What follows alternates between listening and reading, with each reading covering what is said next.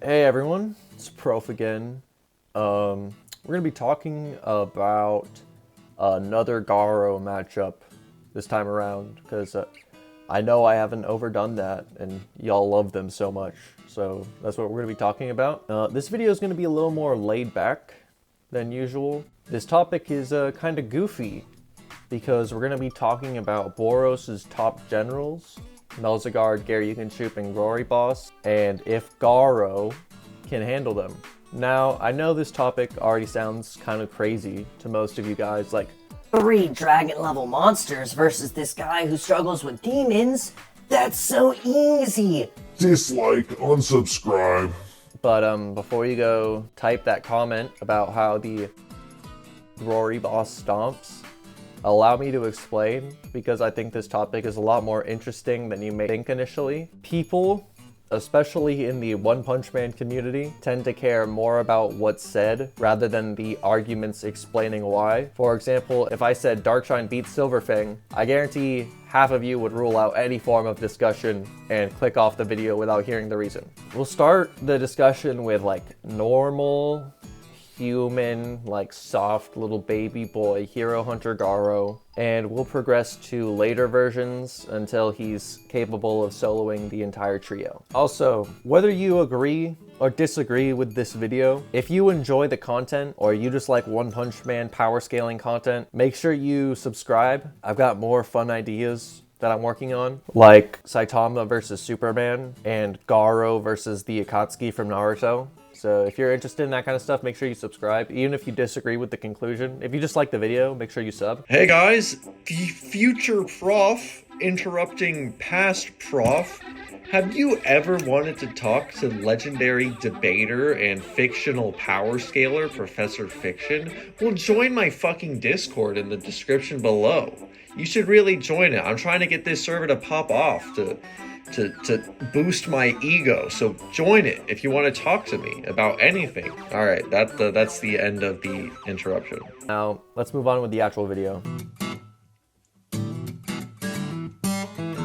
Now, before we actually get started, we need to briefly go over something I sort of touched on in my Beefcake video. That being the threat level system and how it's really not the best metric for power scaling. Many people get the immediate impression that having a higher threat level means you could easily destroy a monster of a lower threat level, or that their stats all scale over the stats of another monster of a lower threat level. So, for example, somebody might think that because a monster is rated dragon, it's stronger, faster, and more durable than any monster rated demon. Shit, I gotta take my vitamins.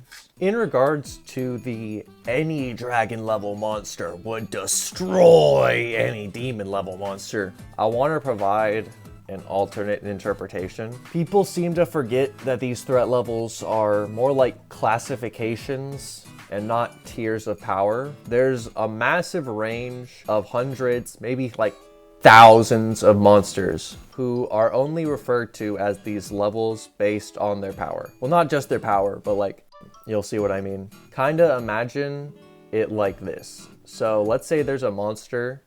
Let's say monsters could range from being a 1 in power to being a 10 in power. Would the strongest demon level monster be a 4 and the weakest dragon be a 7? Probably not. It seems like the gap between the strongest demon and the weakest dragon is probably negligible. Think about it kind of like a biological or scientific sense. Like, a monster isn't born as a demon or a dragon. They don't all have like a massive gap between them. They're born at a certain strength level and just classified into those two terms. The maximum for demon and the minimum for dragon are a lot closer than like them being massively apart or anything. Another problem with threat levels, like I said in my other video, is that they don't really apply to all stats. Threat levels are based on a number of factors, one of which being aggression, which has absolutely nothing to do with power. A feral dog, like a little like chihuahua that's like bloodlusted and shit, would have a higher level of aggression than a docile grizzly bear. But that alone wouldn't make the dog stronger. In the same way, If you have like two monsters which are equal to each other, but one is extremely bloodthirsty and the other one is like passive and neutral, the first monster could get a higher threat level. A monster could have a ton of power, but not a lot of speed compared to another monster. It's not like Ki in Dragon Ball, or just because you're more powerful, it means your speed scales to that. That's without mentioning the fact that threat levels themselves are called into question a number of times. The databook that even lists Boros' generals as dragon level monsters also lists Beefcake as demon when one has confirmed that he was dragon, or that the Hero Association would have risen his threat level to dragon. So I think using this to scale the generals is a little shaky as is. The whole fact that threat levels themselves aren't depicted as super accurate or consistent and don't really have much of a bearing on stats at all. Power scaling is not as simple as saying one character has a higher title than the other, especially in One Punch Man. If I still have not convinced you, I'll just explain why Garou should be on that quote-unquote dragon level even in his earliest versions.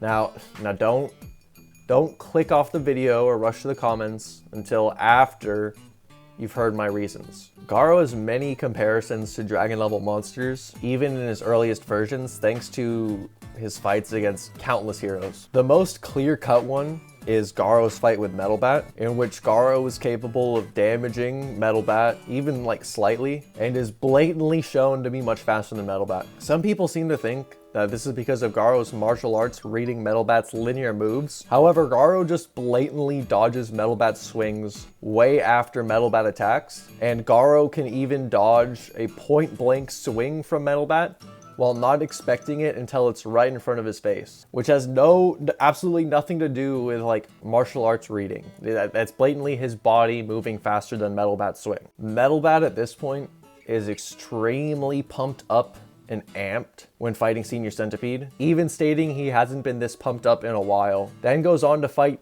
Elder Centipede, in which he gets speed up even more, and then Garou. And in the fight with Garou, he goes from getting floored, like literally put on the ground, to no-selling water stream rock smashing fist rushes with like next to no damage. But he can't land a single blow on Garou during their entire encounter until Garou is off guard and not expecting it. In the most recent chapters of the manga, Garou and Metal Bat seem to reference Garou as sort of winning this fight. So I think it's very clear that at the very least, Garou is faster than this super duper pumped up Metal Bat. Now, if you go back to season 1, Metal Bat, presumably in base, can swap hands with Melzer, smash his head in, seeing as he left the battle unscathed, can likely dodge or parry Melzar's attacks. Metal Bat also briefly contended with Carnage Kabuto in a simulated battle, and Kabuto is confirmed dragon in the data books, in the same data book that says Melzer and the others are dragon, and it's heavily implied he does this without any fighting spirit amps, and yet can still keep up with Kabuto for 3 minutes. He also just like straight up is confident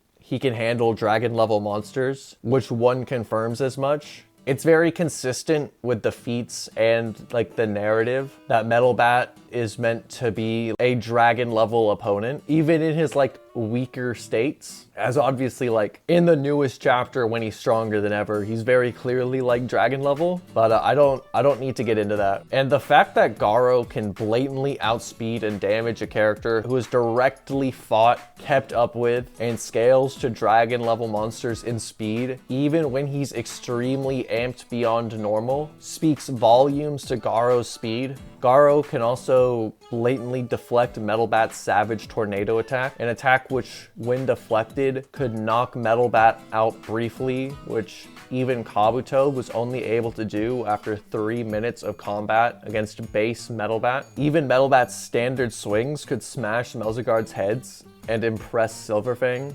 Speaking of Bang, it's stated by Bang directly that he never held back against Garou when they fought in the forest. Now, he wasn't using the Awakening Breath, which amps his attack potency, but he also wasn't using it in the fight against Melzer as far as we know. Bang probably was just not pulling his punches in base. I think that's a pretty fair interpretation considering Bang doesn't really have very many attack potency feats in his base form, so there's really no contradiction outside of him just bullying Melzer, but we've already established that's a fine feat. The data book is also straight up confirmed that Bang is serious when it comes to Garou, and the manga is riddled with Bang hyping up Garou as a serious threat, and even Sitch isn't certain Bang could handle Garou. Garou scales somewhat well to like base Bang, and considering it's not shown or implied at all that Bang used the Awakening Breath against Melzer, it's likely he was using the same amount of power against Garou that he did with Melzer, if not more, because it's actually stated in the data book that Bang keeps up with his training, and even a small time skip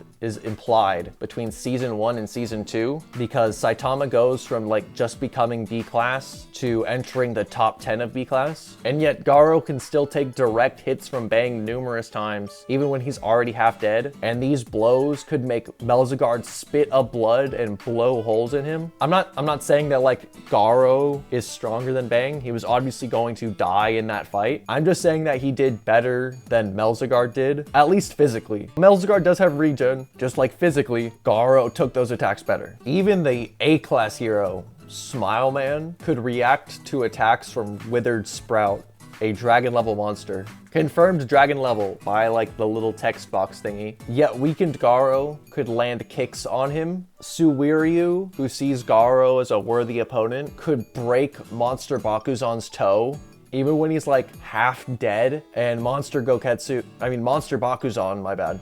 Monster Bakuzan was theorized by Goketsu to be a dragon. It's also implied by Goketsu that the only monsters in the Monster Association that can beat the S-Class heroes are the dragons. And Garou obviously fought and defeated many S-Class, like Tank Top Master, who could even briefly hold back Gums' Bite Force. And Gums is also like obviously classified as a dragon level monster as well. This would also be why Giro considered Garou a worthy executive in the association and offered him an executive position even during his Hero Hunter days. On top of that, Sitch thinks that Garou is dragon based on the threat he presents and wants to call for an emergency summons the second he pops up again, something Bang explains is only done for the most impossible threats like the City Z Meteor. So a lot of feats and statements definitely implying that this version of Garou is dragon level. Some may mention that like Bug God and Royal Ripper could like give Garou a hard time and even defeat him. But if you actually read that fight and pay attention,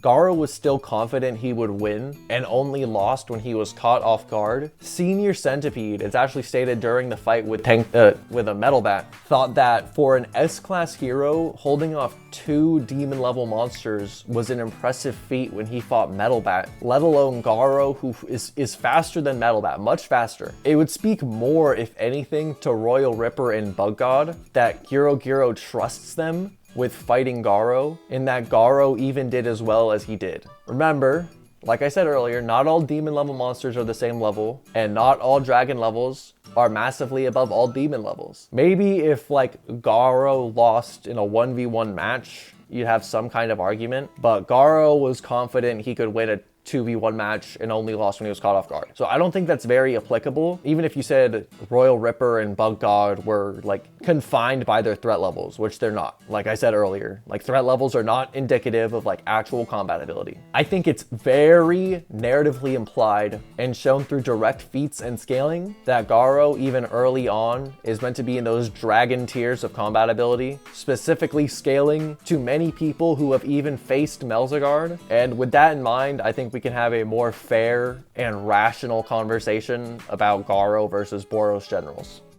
Firstly, we're going to start by talking about Melzer, because we kind of already outlined a little bit how Garou scales to him, but he also has a lot to do with how we scale Glory Boss and Garou, depending on a few things, which we'll get to later. So remember what we already said about threat levels. So we'll be looking at Melzer's actual feats and lore, not just like he is rated dragon, so he is this. Like we're going to be looking at his actual power scaling. So Melzer's only real feat pretty much, is he can casually smash the demon level monster Sky King. And the thing about Sky King is it's stated by one that he is around the same level as Deep Sea King. This is an extremely casual Melzer because we see moments after this that Ian can dodge and weave these Melzer's attacks.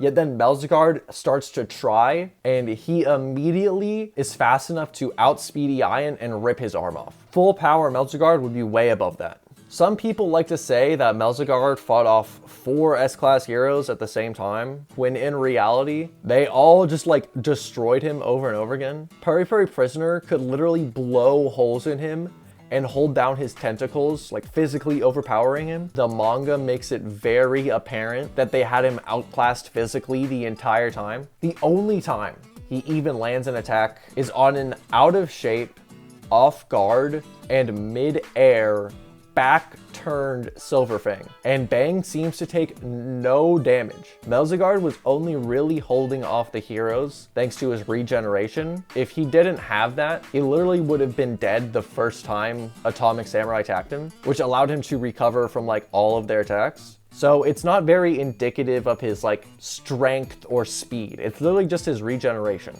And we've kind of established that, you know, Garou scales above people who can damage him. He would be able to damage him. It's just like Melzer would like obviously recover. Melzer's like only real attack potency scaling is against Deep Sea King. Meanwhile, we know that Garou could deflect the swings of Metal Bat, which one-shot Senior Centipede. And Senior Centipede is stated by Murata to be so durable that Genos would not be able to damage his carapace with his upgraded blasts. Senior Centipede's durability is above Genos' blasts, but a much earlier and weaker Genos blasted a hole in hydrated Deep Sea King's face with a single attack. And then beat a simulated Deep Sea King not long after that. It takes place right after season 1. So Senior Centipede is significantly more durable than Deep Sea King. Metal Bat can one-shot him, and Garou can casually deflect those swings, which means Melzer's attacks can also probably be deflected by Garou as well, unless they have like some weird attack potency that we don't know about, which as far as we know they don't. And that's without even mentioning the fact that Garou can actually take hits from upgraded Genos and from Tank Top Master, who is stated to be on par with Genos and is stronger than Peri Prisoner, both of which have defeated monsters as strong as Sea King with next to no difficulty, meaning Garou's durability is extremely high as well. Almost any way you look at it, Garou would outclass Melzer totally in a physical sense. Even if you wanted to like say, oh whatever, Melzer is a dragon level threat level. Threat levels incorporate many aspects of combat, and his dragon level ranking might only be because of his busted regeneration for all we know. Outside of that, Garou could outspeed, pummel, damage, and deflect Melzer with very little trouble. He's much faster, he's strong enough to damage him. The real question boils down to whether Garou can effectively destroy Melzer's like marble orb things to stop his regeneration, seeing as for the most part, Garou will be slapping him. So this is a very like questionable part of the discussion due to the weirdness of Melzer's ability. However, there are a few things to note. By the time Metal Bat discovers the orbs, none of the S-Class were really showing signs of fatigue. In fact, when Metal Bat spars against Bang, it's implied he's actually starting to fatigue, as shown by his heavy breathing, while Bang is not implied to be tired at all. Bang and Bomb then sort of imply that even at their prime, they wouldn't have the endurance and stamina Garou has. This Garou, basically half dead and exhausted, could still compete with Genos, who was so fast he repeatedly speed blitzed Elder Centipede, who was shown reacting to and tagging pumped up Metal Bat, meaning Garou, even while heavily exhausted, had the speed to compete with someone still much faster than Metal Bat. And this is Garou after nearly constant combat against S and A class heroes and was poisoned and nearly blind. And that's without mentioning the fact Garou can adapt on the fly, will learn new moves, and grow in power to keep keep going. So even if somehow Melzer were to land damaging blows on Garou, he may just get motivated and become even stronger.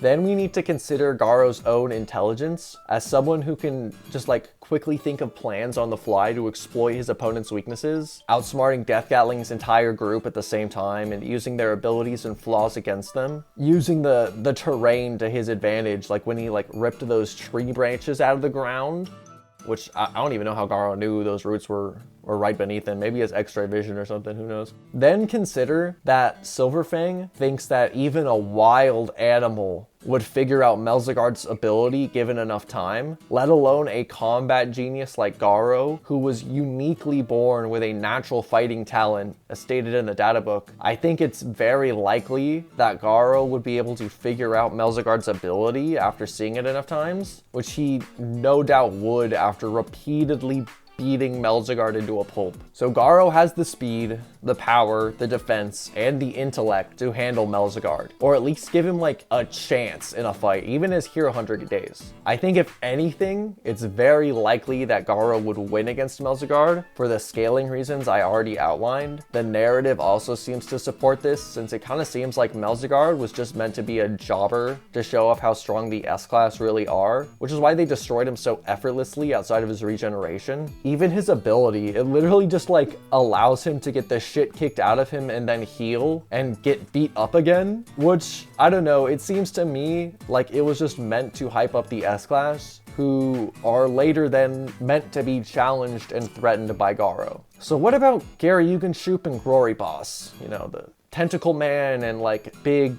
green man. Now, these two are way more vague than Melzer due to lacking feats against other characters aside from Saitama. So I'll mostly be giving them the benefit of the doubt for like the sake of argument. So with Glory Boss, it's very simple. In the anime, it's stated Glory Boss is the best warrior in Boros' crew. Outside of his threat level dragon, it's implied he has a wide variety of moves, including acid attacks, but outside of that, he's so vague. So if we say that Glory Boss is physically above Melzer, using that statement, and that's it, it's really not looking good for him. I've already kind of outlined how Garou is physically capable of handling Melzer, and the thing about Glory Boss is he doesn't have regeneration, meaning whenever Garou outspeeds him and hits him, he's gonna sustain permanent damage, and that damage will just build up.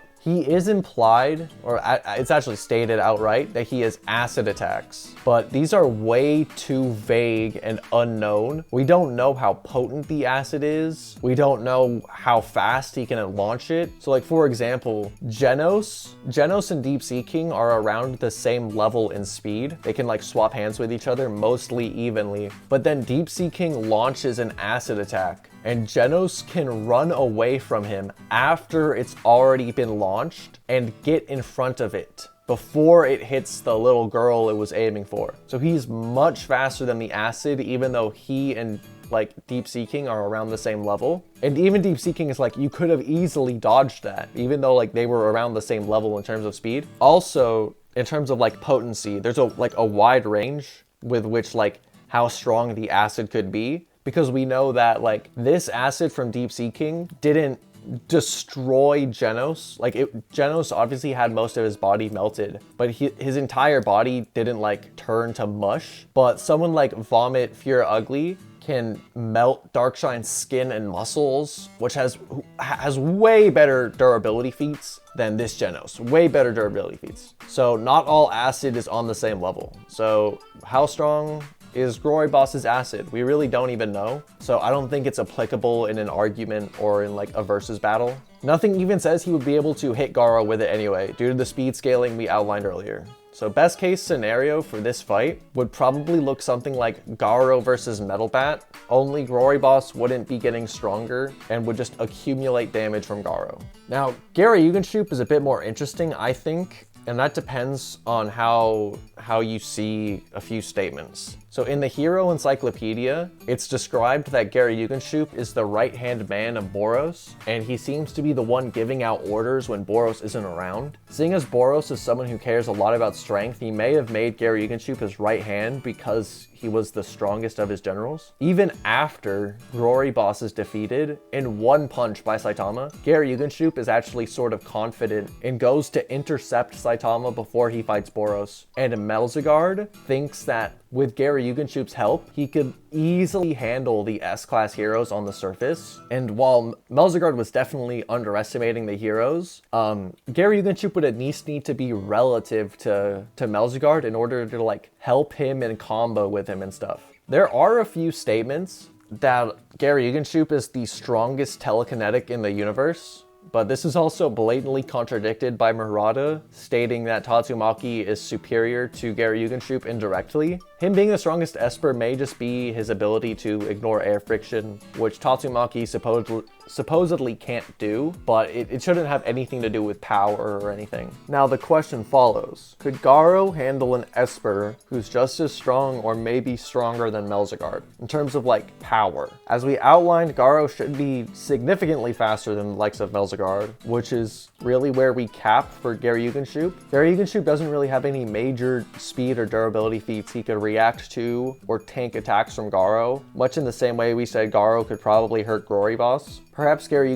is fast enough and could try pinning Garou with telekinesis, he could win. But even then, Garou only really scales to Melzer, who himself isn't overwhelmingly powerful compared to Garou. All he has is one-shotting Sky King and Ion, whereas Garou, even while half dead, can compete with upgraded Genos who destroyed Deep Sea King. People may then point to the statement that Garou can attack at sublight speed. Sublight is a bit of a contentious and questionable term on its own, but even early Genos was capable of reacting to and dodging beams of light way before he got his G4 upgrades, and Saitama seems to actually be somewhat impressed by Genos, whereas the sublight rocks from Garou were literally seen as a joke. Like, it's just stated he saw them as a joke. I'm not saying this for absolute certainty, like with Melzer, but again, Garou seems to have the edge here mainly due to his speed. For those reasons, I think it's pretty fair to say that in one-on-one matchups, Garou should win against any three of Boros' generals. Even if the match was close and Garou was on the losing end, he'd probably just adapt and overcome the difference in strength. Garou even thinks he was getting stronger with each hero he beat, and the data confirms that when fighting against superior opponents, he would adapt and grow stronger. Even if Melzer was somewhat stronger than Garou could just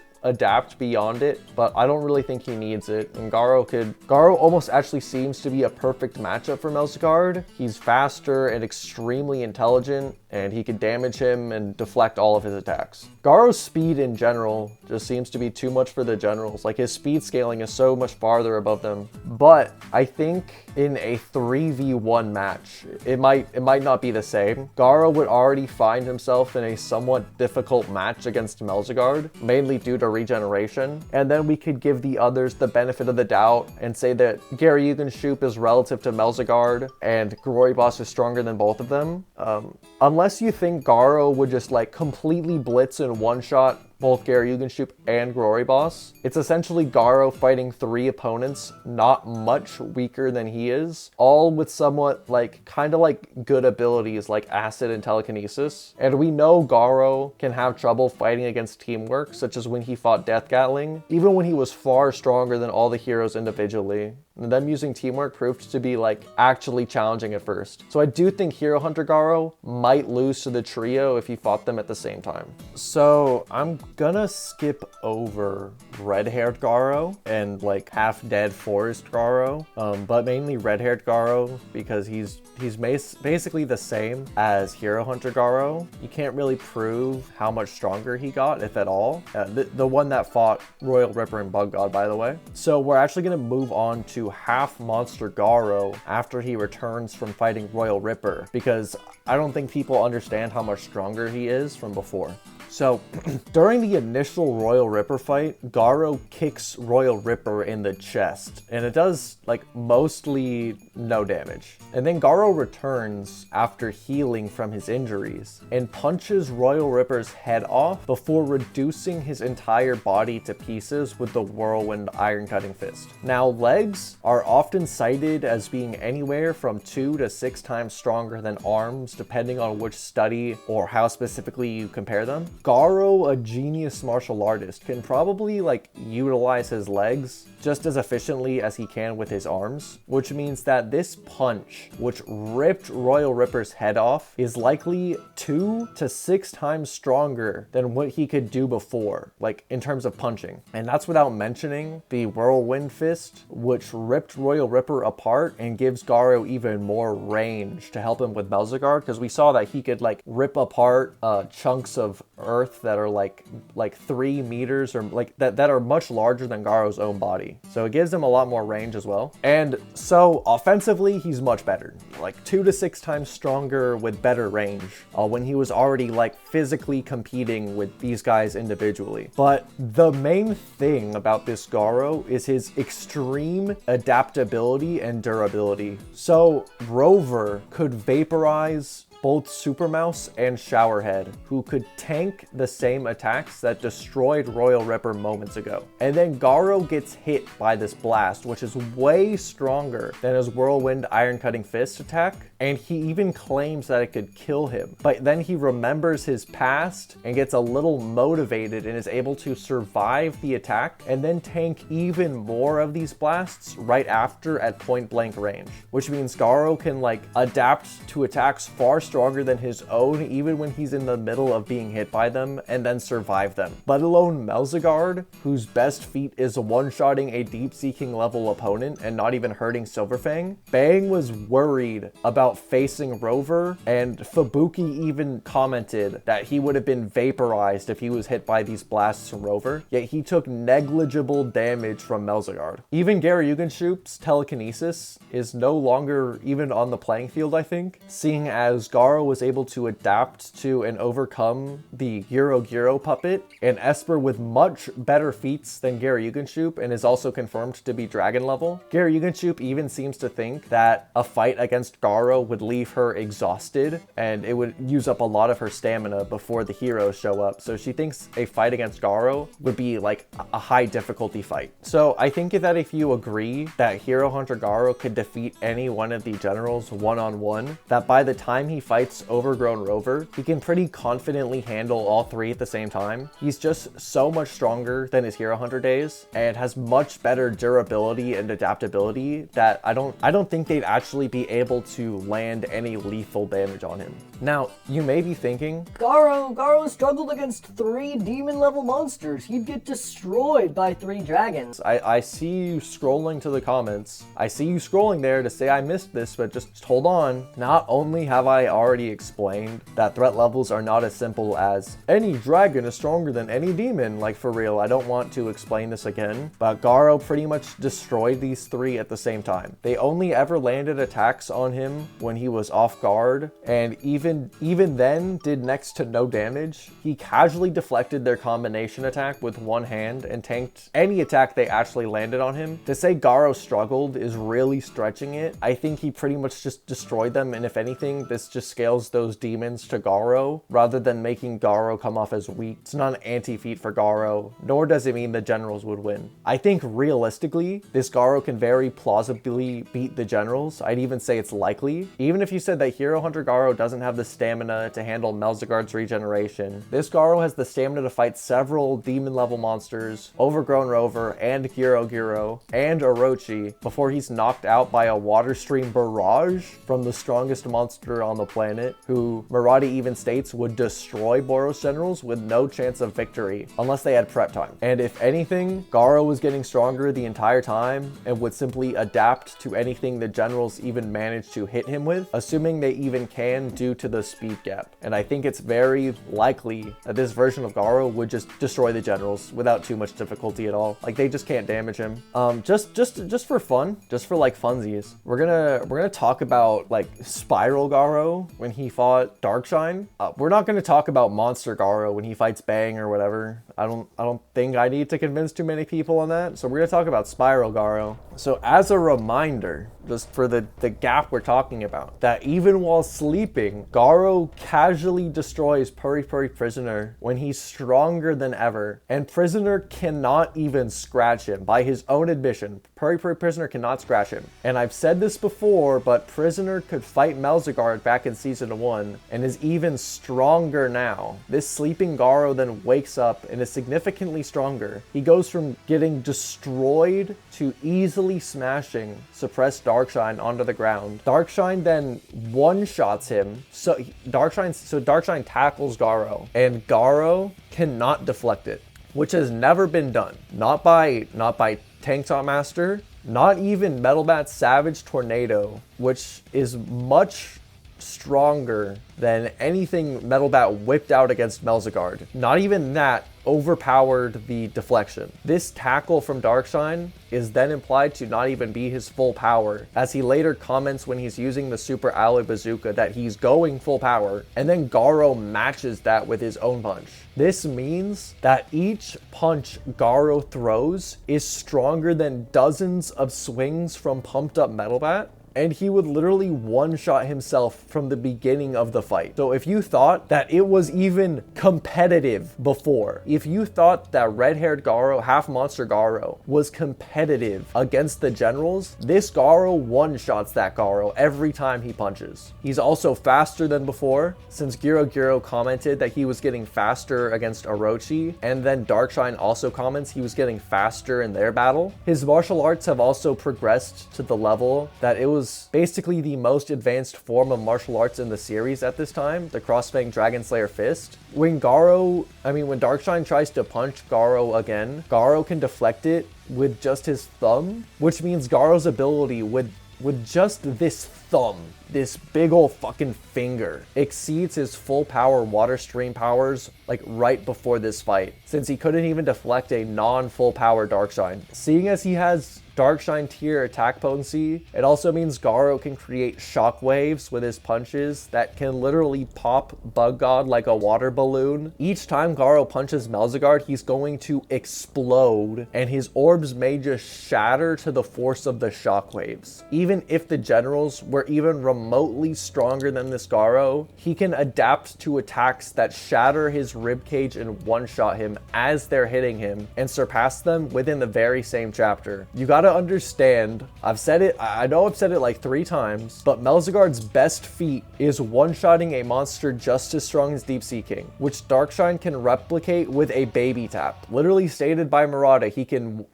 kill a monster as strong as Deep Sea King by tapping it, let alone his full power punches, which Garou equaled and surpassed. It's just not happening. In conclusion, I think Hero Hunter Garou can pretty confidently 1v1 any of the generals.